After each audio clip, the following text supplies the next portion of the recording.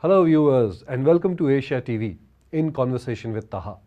Today we have in the studio Mr. Moses Mulimira. He's the UK in-country head coordinator for the Uganda-UK Health Alliance. He has taken on several leadership positions at both local and international levels in supporting global healthcare development. He was involved in establishing the Uganda Diaspora Health Foundation, which aims to better integrate the expertise of UK-based Ugandan diaspora health professionals in global health to reduce healthcare inequalities in the UK and Uganda. Moses has significant experience in policy formulation and lobbying, with proven ability to create strategic partnerships, and has special interest in fundraising for humanity. His role as co-chair of East London NHS Trust Butabika Global Health Link has earned him excellent ability to manage global health humanitarian work and has a wealth of experience in volunteerism. Moses, thank you very much for taking time and coming to talk to us today. Thank you, Mr. for welcoming me here as well. That's very impressive. Let me tell you something today. You know, you are probably the first person from the African continent that I'm going to interview on my television, which is a great honor. And thank you for that. Oh, fantastic. I'm glad to be here as well, Mr. Good, Yes. good.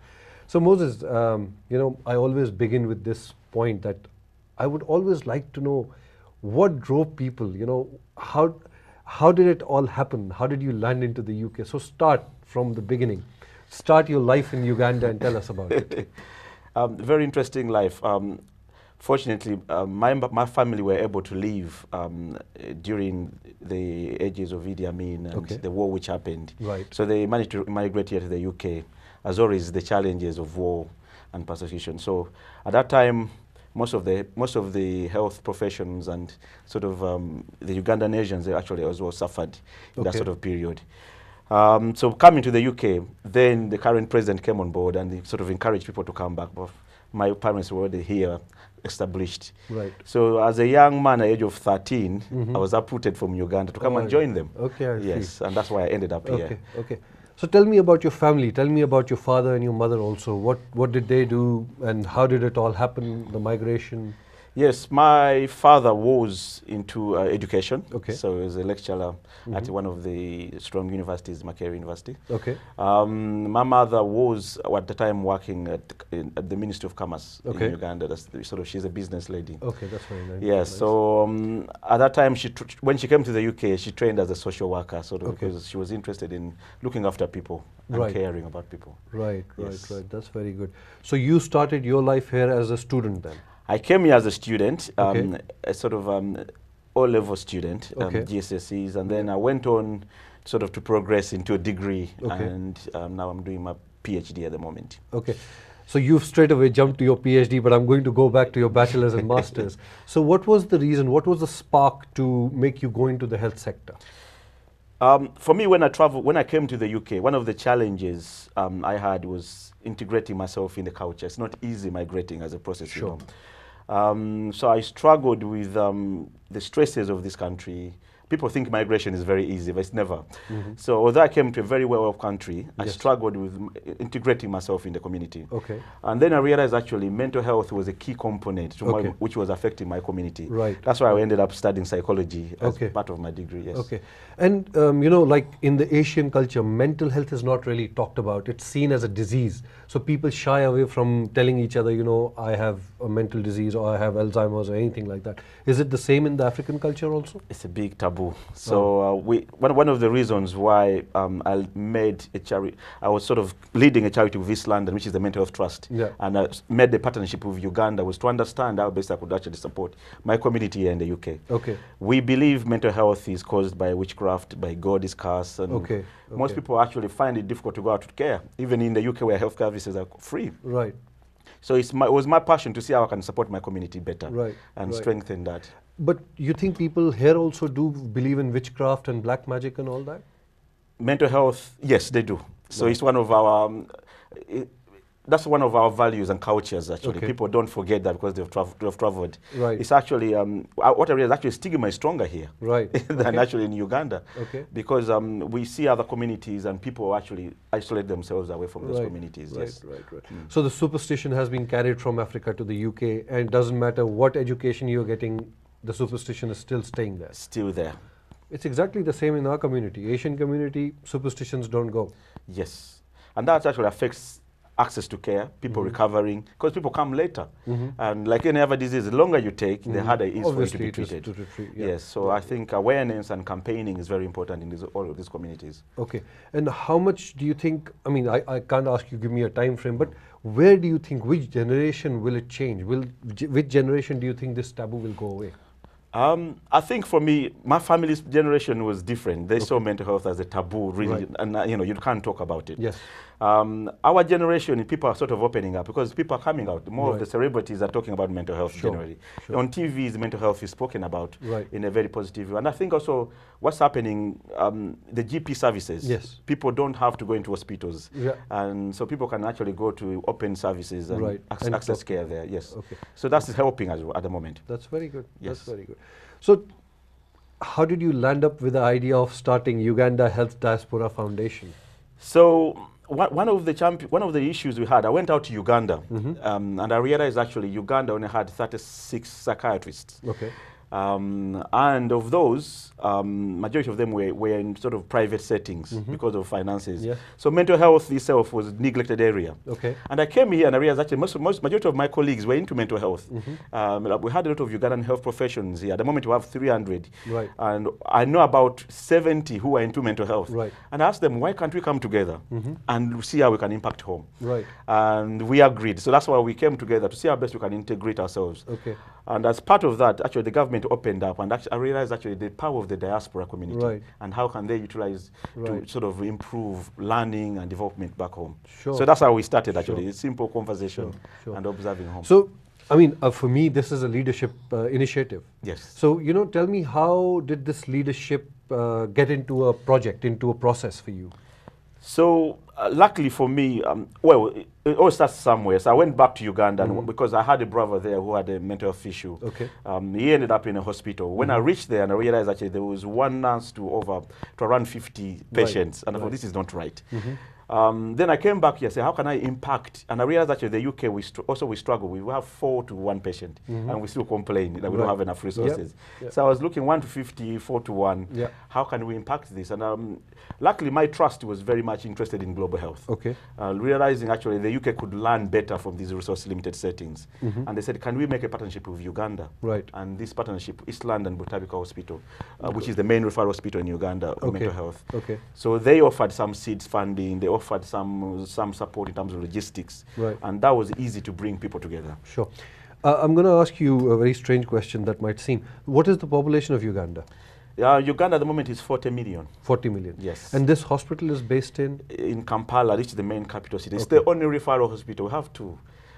That is where I'm trying to get to. So you have 2 hospitals. We have 2, yes. And these 2 hospitals are catering to a large population of 40 million people, out of which how many have mental health issues? At the moment, the estimate says at least 31% of the population. Wow. If you know the factors, yes, number. It's a huge... That's like 12 million people. It's a huge number. Wow. And that could be even, because you look at the challenges Uganda's had, because we have people from war, from South Sudan, from Congo, they're all coming into Uganda. So the post-stress. So actually, the issues could actually be bigger than that. Wow, amazing. Yes. So, I mean, honestly, I'm surprised. I don't have words to explain what I've just heard, but how many people do you think in the West, when I say in the Western world, know about this, or in the European continent or the North Americas know about this? What's the awareness? In terms of what? The project itself? No, I'm talking about mental health. Mental health. This 12 million people that we're talking about here. Unfortunately, what we have at the moment, mental health in Uganda receives limited funding. Right. It's sort of still an area which the ministry is trying to improve itself. Okay. Obviously, Butabika itself, the hospital itself, they're trying their best to care for 40 million. Right. With this, obviously. But we need more funding. We Okay. need more support. We Right. need more, even if it's private setting. And what we have at the moment, I've just come back from Uganda, Right. and we have the issues around addictions. Addiction in the sense? Alcohol. Alcohol. Alcohol addiction. Drugs? It's also a growing problem as well. Okay. And that is also increasing the burden. Mental health issues. Yes. Oh, interesting, interesting. So, in a way, I don't want to say it's a poor country, but there are a lot of poor people there. There is a lot of poor people there. But also, one interesting area, Ugandans, actually, they're moving into a middle income country. Yes. So, and also just discovered oil, which is also a very positive way of moving a country forward. Sure. So the security is there. The government is very progressive as well at the Right, moment. right. And what Uganda needs actually is a balance between aid and investments. Sure. So both Sure. ways sort of improve the sectors. So, what challenges did you face in, organizing this group of people together and to implement it into Uganda? One of the challenges is most people left Uganda in a very unhappy circumstances. Okay. So, for example, recently I've worked with Lord Puppet and Honorable Jaffa Kapasi to see how we can get the Ugandan Asians. Yes. Majority of them are doctors. Majority of them are very successful businessmen here. Yeah. Can they go back and support, the infrastructure of Uganda? But convincing them back home is actually very, very delicate. Difficult. Yes. Okay. But luckily, the High Commission has been very supportive. So the challenge is there, but it's also ensuring that what opportunities are clear. Right. Yes, right, for people right, to be right. involved. So, the Uganda Healthcare Foundation, this organized the first medical conference in the British Medical Association in the year 2016. Yes. And that was a big conference. I was involved with you and I saw how you delivered it. So tell me about how did that idea come about? How did you think of calling people from Uganda and talking about all these issues? So what's happened at the moment, with the UK government has done a memorandum of understanding with the Ugandan government Okay. to create the Uganda-UK Health Alliance, Okay. which is different from the diaspora. Sure. So I'm the UK coordinator for that. That's a government-to-government initiative. Okay. And on that, the idea was how best can we learn from each other? So the UK government is sending its students to learn from Uganda. Okay. Most of these tropical diseases research, and Uganda is also doing the same here. Okay. So when I realized actually there's an opportunity here for UK government to look at the business initiatives. Sure. home. Sure. And then I realized also it's an opportunity to bring policymakers to the UK to discuss Right. key issues. Right. And for me, that gave me the platform to think creatively, how can I make it? And thank you for your support, actually. It was very helpful No, at no, that no, time. no, I'm always there. I'm always there. That was very successful, and what it led to is people believing actually we have clear opportunities here. We have a clear platform we can actually Sure, engage the government, sure. and that would really create a positive impact home. Definitely. Yes. And seeing is always believing, so till the time you don't deliver. Yes. And then I learned from you, because I couldn't attend last time, but I learned from you that now you have the East Africa Corridor, which participated with you last year. So you must have done something very commendable that these guys, they got impressed, they saw what was coming and they wanted to be a part of it. So tell me about Rwanda, Uganda, obviously you are from there, Tanzania and Kenya. Yes. Became a part of it last year. Yes. And they're again coming next year. They are. So tell me, how did all that come together? Interestingly, obviously the first one was about Uganda. Yes. And then I contacted all the high commissions of East Africa. Yes. And I was very much interested looking at how can we look. East Africa now is becoming one, East Okay. African community. Right. And I realized actually our president, His Excellency President Museveni, he is the chair of the East African community for this time. Very So it was an interesting. opportunity for me to enter Right. and look at a business perspective, look at 250 million compared to 40 million. It's better for businesses Obviously, to yes, look at it that. is, yeah. But also to look at the population opportunities here. How can we look at solutions across East Africa Sure. rather than one country? Exactly. So when I gave that concept to the relevant policymakers, it was quite easy for me to sell. Last year we held it in Uganda, Yes. and the opportunity was to bring it back to the UK, Okay. then go back to Tanzania or Rwanda. I think at the moment they're both looking to host in 2020, Oh, that's and very then good. come back, then Kenya Okay. 2021. That's very interesting. So 1 year in the UK and 1 year back Outside. in Africa somewhere.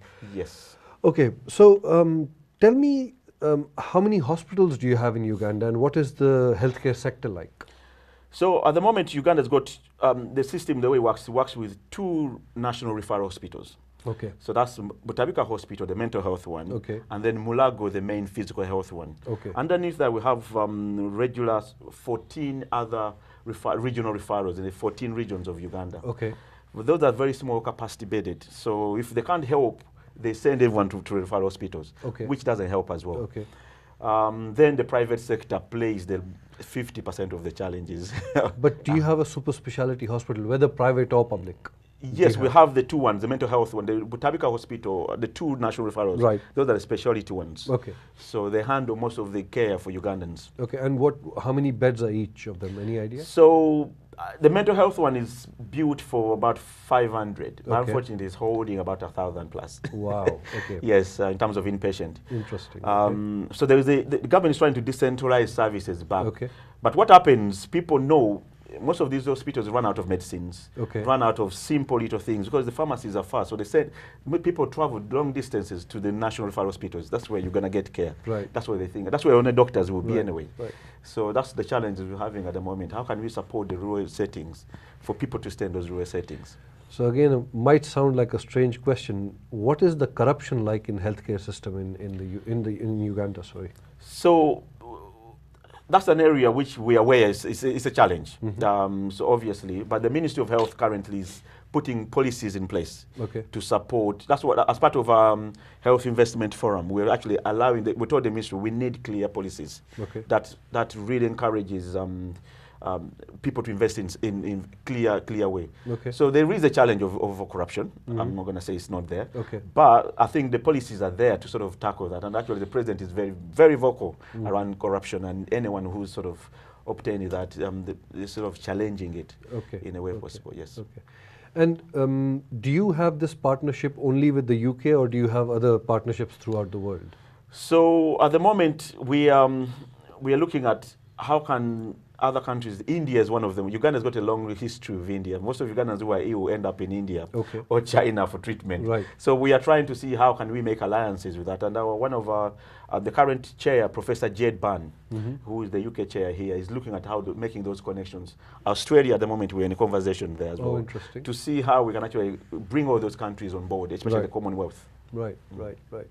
Now I'm going to go back to the conference. Tell me more in detail about the conference. So what kind of speakers come in there? What kind of companies participate? And what are you looking for this time round for next year? This time around, I'm looking at digital health. Okay. I'm looking at, you know, what is happening at the moment. We're looking at the systems which are future. Okay. So I think e-health, digital health is the future. Okay. So Uganda has been selected by the Commonwealth to be the hub for the Commonwealth Digital Health Initiative. Okay. So I'm tagging on at that opportunity as they're signing the MOU, Right. to see how can we use digital health to improve healthcare for people. Okay.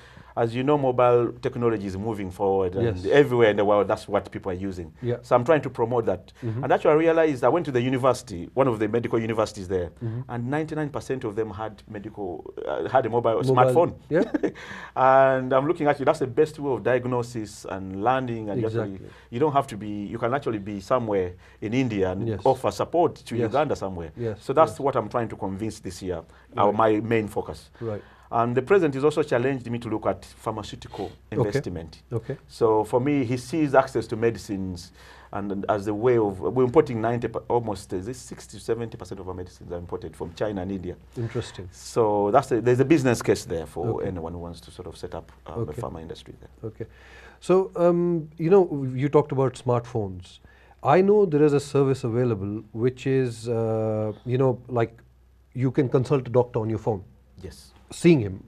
You connect. There's a service, I cannot name the service on TV right now, but offline I can take it up with you. So you go onto that service, a doctor will see you and they will ask you for symptoms and they can diagnose you on the phone. Yes. And the prescription that that they give you will come to you on the phone and will also be sent to the nearest pharmacy near you. And you can go collect your medicine and a repeat prescription can be done that way. Yes. Is that something you think will work in a place like Uganda? Exactly, that's what we are. I know from my colleague, my personal experience. Yes. My family from far away in the village in Uganda, they have a smartphone. Okay. Actually, I'm sending mobile money Right. to them from that. They can go to their local shop there. And instead of people traveling from long distances to Yes. go to the main referral hospitals to pick up a Right. prescription and Yeah. go back, Mhm. mobile technology actually is the way forward to sort of prevent all those sort of Right. long unnecessary travels You're very and also interesting. unnecessary costs, Yeah, which yeah, can yeah, actually yeah, be transferred yeah, to food and other it's things. time and money both. Yes. It is at the end of the day time and money. Definitely. And what kind of quality of speakers are you getting in the conferences? No, at the moment we are looking at. I've had very good high-level speakers. For example, the government is sending their ministries of health. Okay. I've had policymakers within the UK government as well turning. Mm-hmm. The trade envoys, Lord Poppet is actually a key supporter, so he's also turning up. Yeah. And for example, East Africa currently is blessed with members of parliament here. We have 6. Whom I'm aware of in the House of Lords, and all of them have agreed to support the initiative. They're behind it, so they'll be also speaking. But also what I'm looking at as well in sort of innovative ideas as well, not only these high-level Yes, speakers. yes. These young doctors who are coming up, young nurses who are coming up with clear ideas, Right. the apps, Mhm. how can we utilize them and give them a space to publish?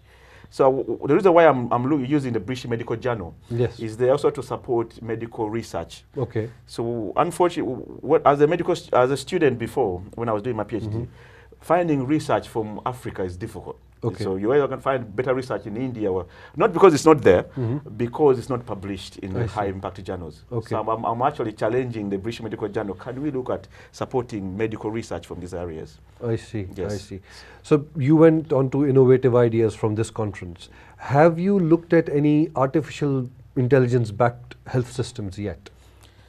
No, that's the challenge I'm having at the moment, is finding individuals who can offer me that information. Okay. Obviously, I'm trying to make sure that things which we get can work in Uganda, Sure. can work in Africa, Sure. can work in a resource-limited setting. So Sure, sure. anything we can get and then ideas, I'm happy for someone to come and talk to me Right. and see how we can actually make this work. Okay. Yes. Okay. I'm going to ask you to make a statement to our viewers right now and say what innovative ideas are you looking for? You should think about digital innovation, like you said, artificial intelligence. But what in healthcare and what space do you think we can maybe talk to the viewers right now, and after the interview, maybe some people will like to get in touch with you. Yes, at the moment I'm looking at obviously the smart technology sort of work, Yes. sort of mobile apps which Sure. improve diagnosis and access to care. Sure. I'm looking at ideas around old age and people growing, because a lot of people in Africa now yes. growing older. Understood, yeah. How can we improve individuals' access to care in that way? I'm also looking at medical research. So what sort of research is available? Where can we learn, especially countries like India, Yeah. and China, which have actually grown up from, sort of reaching out to sort of high-income countries. Sure. What can we learn from that? Yeah. What has made their economies grow stronger? Right. So those sort of technological ideas, that's what I'm looking for. Okay.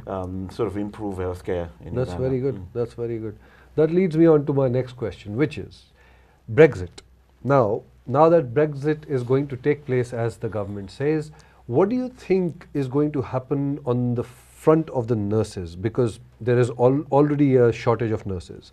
Is it that the Ugandan nurses or the East Africa corridor nurses fill that gap after Brexit, or even before Brexit?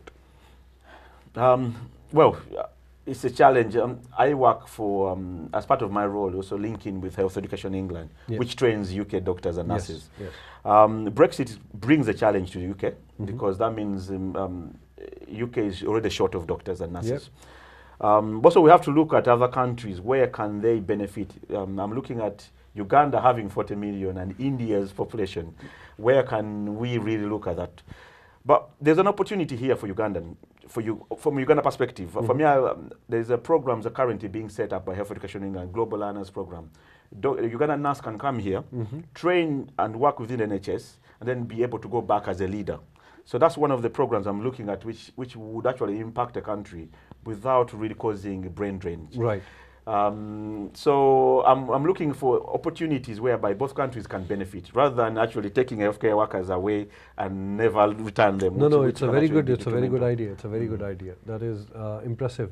And I think that way, even the nurses do not feel like bonded labor. Yes. They have free will to come learn, work for some time, get the real life experience, and go back and disseminate that same information to other people. Fantastic. Fantastic Yes. idea. So Now, where do you see Uganda in the next 5 years, specifically in the healthcare system? Uganda at the moment has got its own challenges, Okay. but there is so much opportunities here because as part of East African community, Uganda is actually it's landlocked, but it's it's linked into other countries as well. Okay. So what we have a young growing population, which educated population as well, which Right. actually brings its own challenges in terms of jobs. Sure. But also it also offers a resource for any investor. Right. You know, if most of the they will have now 7 medical schools Right. training these medical health professions. Okay. We need where to put them. True. They need to be involved in sort of where we're going forward. There's also stability in Uganda, so long-term stability is there. Uganda is also offering a lot of research opportunities across East Africa. Okay. So for me, I look at it as actually a very exciting opportunity now to sort of be involved in That's Uganda. very good. Post-Brexit as well, Uganda's got a long-lasting relationship with most of the key countries around them, plus also countries like China, India, Yes. UK, so South Australia. So this is actually an opportunity to see where we can actually jointly learn from each other. Right, right, right. Very interesting. So, with this growing population, educated population, do you have enough job opportunities in the healthcare sector to accommodate all of them, or you need more innovative ideas to come from anywhere in the world to set up businesses and absorb these people? They say almost 60 to 70% of Ugandan population is youth, which is a Very challenge. interesting, yeah. It's very interesting Yes, and also but, a challenge to the government I as well. Where understand, do you yeah. put them? So at the moment, the government is struggling to sort of put everyone where they want, Okay. although they're trying their best. So what would be very helpful is more investments. And that's why actually we had the president really backing our health summit. Right. Can we have more, he was looking for industries, more pharmaceutical industries coming in, more people producing and supporting not only healthcare, but also food Right. and nutrition, which also feeds back to healthcare. So all these sort of areas, Right. they were trying to sort of strengthen all the key sectors. Right. And we are actually open for those sort of work. Well, you say you're open. How open is the government? Now, all I And- can tell you is I've worked closely now with the government of Uganda, and they are very open. Okay. They've actually, last year, they're so open that they funded the health summit. That's very interesting. That's very good. Because they saw the value to it. So the government is very, very keen, and especially very keen to strengthen the key relationships. Okay. So they're very open, and actually now there's, as part of the Uganda UK Health Alliance, which allows people to come in without fear of corruption, so you go straight to the Ministry of Health, Okay. you go straight to the key decision makers. Okay.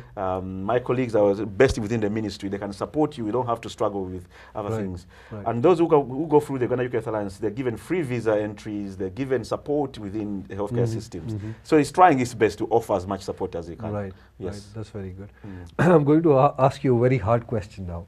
Yes. The hard question is, there was a mobile pathology lab donated to the government of Uganda in the first summit. Yes. Was it taken up till now?